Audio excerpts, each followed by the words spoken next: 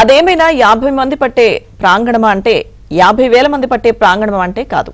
పట్టుమని 5,000 మంది ఉంటే కిక్కిరిసిపోయినట్లుగా కనిపించే ప్రాంగణం అది. అయినా జగన్ బహిరంగ సభ కోసం సిద్ధం చేసిన ప్రాంగణం వెలవెలబోయింది. వెనుక ఉన్న గ్యాలరీలన్నీ ఖాళీగా దర్శనమిచ్చాయి. జగన్ ప్రసంగం ప్రారంభించగానే ప్రాంగణంలో ఉన్న కొద్దిపాటి ప్రజలు సైతం మెల్లగా బస్సుల వద్దకు జారుకున్నారు.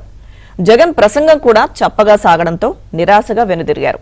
నిన్న సాయంత్రం గుంటూరు నగరంలో జగన్ బస్సు యాత్ర 16వ నంబర్ జాతీయ రహదారి పక్కన ఏర్పాటు చేసిన ప్రాంగణంలో నిర్వహించిన సభకు ప్రజాస్పందన కురవడింది. జగన్ సభ కోసం ఆర్టీసీ ద్వారా 1150 బస్సులు సమకూర్చుకున్నారు. గుంటూరు, ప్రకాశం, నెల్లూరు, కృష్ణా జిల్లాల నుంచి బస్సులను తీసుకొచ్చారు. యాత్ర జరిగింది 3 నియోజకవర్గాల మీదుగా కాగా ఉమ్మడి గుంటూరు జిల్లా వ్యాప్తంగా బస్సులను పెట్టి జనాన్ని తీసుకొచ్చారు.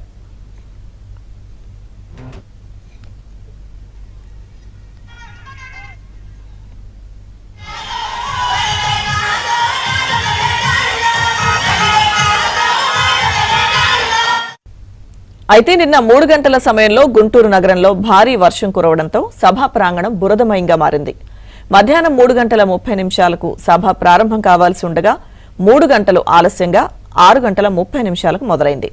అప్పటికే బస్సుల్లో తీసుకొచ్చిన జనం కాస్త వెనుదిరగడం ప్రారంభించారు. చాలా మంది బస్సులు దిగకుండా వాటిలోనే కూర్చుండిపోయారు.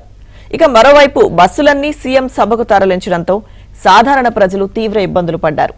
జగన్ సభ కోసం గుంటూరు నగర శివార్లోని బొంతపాడు సమీపంలో NH-16 డివైడర్ ని పూర్తిగా ధ్వంసం చేశారు. అలానే సబ్వేకు ఉండే ఇనుప కంచెని సుమారు 1/2 కిలోమీటర్ దూరం పైగా తొలగించారు.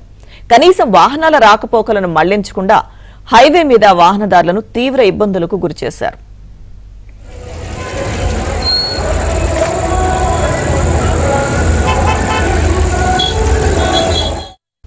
ప్రతి ఇంటికి కేజీ బంగారం ఇస్తానని టీడీపీ అధినేత చంద్రబాబు ఏనాడు ప్రజలకు హామీ ఇవ్వలేదు.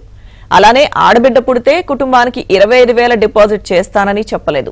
అయినప్పటికీ సీఎం జగన్ పదే సభలో చంద్రబాబు ప్రతి ఇంటికి కేజీ బంగారం 25,000 డిపాజిట్ చేస్తానని చెబుతూ మోసం చేసేందుకు వస్తున్నారని పచ్చి అబద్దాలు మాట్లాడారు. ఒక్క రూపాయి కూడా డ్వాక్రా రుణాలను చంద్రబాబు మాఫీ చేయలేదని జగన్ మరో అబద్దం ఆడారు. 2014-19 మధ్యన డ్వాక్రా మహిళలకు రుణమాఫీ చాలా వరకు అమలు చేశారు. 17,000 కోట్లకు పైగా రైతు రుణమాఫీ చేశారు. వాస్తవాలు ఇలా ఉంటే రుణమాఫీ చేయలేదని సీఎం చెప్పారు. ఎన్నికల్లో పోరాటం తనకు చంద్రబాబుకు కాదట, ప్రజలకు చంద్రబాబుకు అని జగన్ చేసిన వ్యాఖ్యలు ముందే కాడి పడేసినట్లుగా ఉన్నాయన్న అభిప్రాయం వ్యక్తమవుతోంది. ఇవాళ విజయవాడలోకి బస్సు యాత్ర ప్రవేశిస్తున్న సందర్భంగా పెద్ద ఎత్తున చెట్లను కొట్టేశారు.